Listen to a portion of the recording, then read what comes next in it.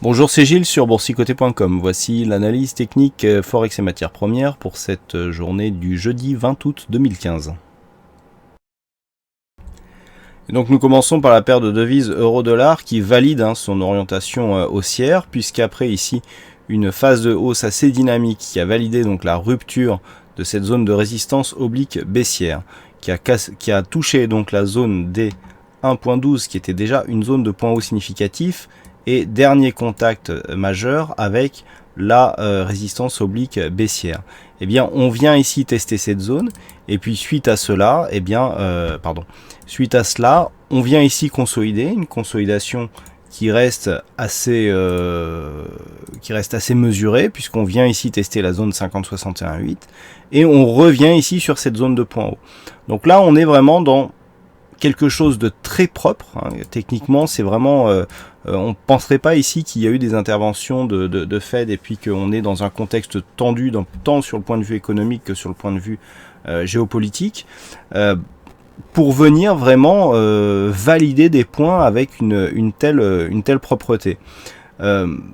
Déjà la zone ici de résistance qui s'est transformée en support, j'ai attiré votre attention là-dessus hier, qui provoque le rebond et qui revient ici valider un contact sur une zone de point haut significatif avec une phase d'arrêt ici, on le voit bien, un petit peu comme celle que nous avions eue là.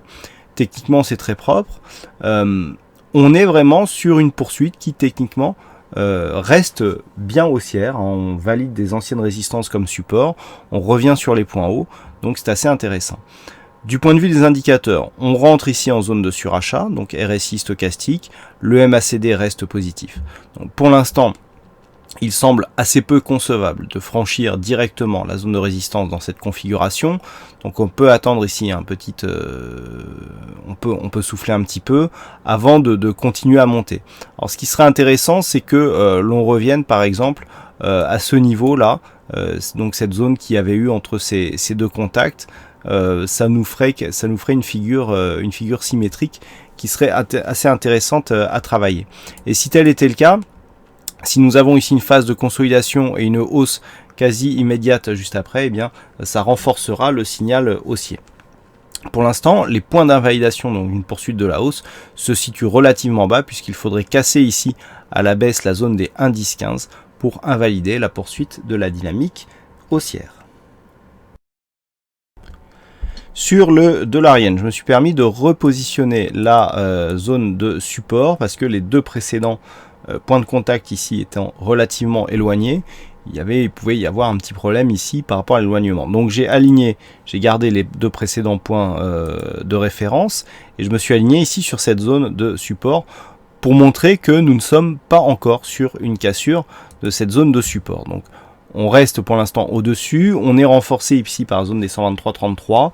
Par contre la dynamique, elle, est plutôt baissière, on a encore du potentiel, on le voit bien ici sur le RSI stochastique qui rentre à peine dans leur zone de survente, mais avec un MACD qui n'a que peu d'amplitude, et donc dans cette configuration, on pourrait tout à fait imaginer une rupture de cette zone au profit d'une poursuite du mouvement baissier.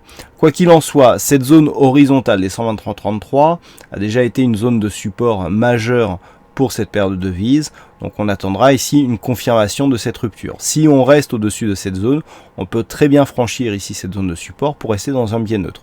Par contre, une rupture simultanée de cette zone ici horizontale des 123,33 et de cette zone de support oblique donnerait un double signal de retournement de tendance qui pourrait passer à la baisse. Puis regardez, si on casse ici ce point bas significatif, eh bien on passe potentiellement dans un biais légèrement baissier. Donc attention ici à cette zone. La configuration légèrement survendue peut aider à rester au-dessus, mais on est sur le Forex et on n'a pas assez d'excès pour être sûr ici que ce support tiendra correctement. Donc on surveille ici cette zone des 123,33 et dans l'éventualité d'une remontée au-delà de cette zone des 124,20, eh bien on pourra anticiper un retour sur 125 yens pour un dollar. Et enfin sur le gold, hier je vous indiquais que sur rupture ici du retracement des 38,2% de Fibonacci, l'objectif se situait dans la zone 50-61,8 avec cet objectif ici des 1150 $ l'once. Mais là aussi, on avait été un peu plus rapidement que ce que je pensais, et on a même validé on est même en train de valider une rupture de cet objectif. Alors, c'est assez intéressant parce que ça pourrait relancer l'or à la hausse, dans le sens où la zone des 1150 ici était une zone majeure. On avait eu plusieurs contacts d'un point de vue moyen terme, donc sur cette zone. Le fait que cette zone ici des 1150 ne soit pas confirmée comme zone de résistance, puisqu'on est en train de casser cette zone à la hausse, eh bien nous montre qu'on pourrait assister à un mouvement de retournement. Donc pour l'instant, on teste cette zone, la configuration est quand même fortement surachetée, mais il n'y a pas encore de signal d'affaiblissement sur le MACD, donc pour l'instant on n'est pas prêt de se retourner. Mais en tout cas le signal est fort.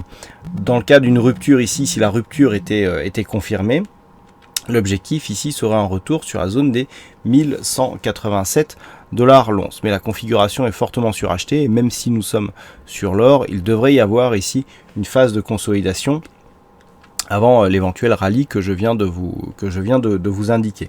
Alors si phase de consolidation il y avait, on peut revenir ici jusque cette zone des 1138.8 sans remettre en cause la dynamique haussière court terme.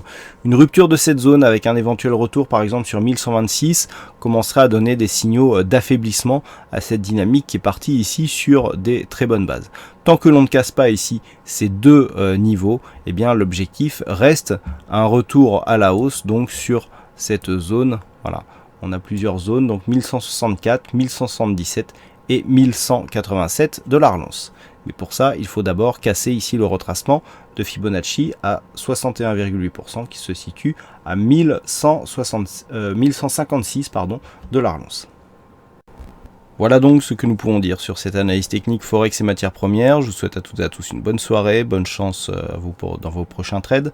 Et on se donne donc rendez-vous dès demain pour d'autres analyses techniques sur le site boursicoté.com. Bonne soirée à tous.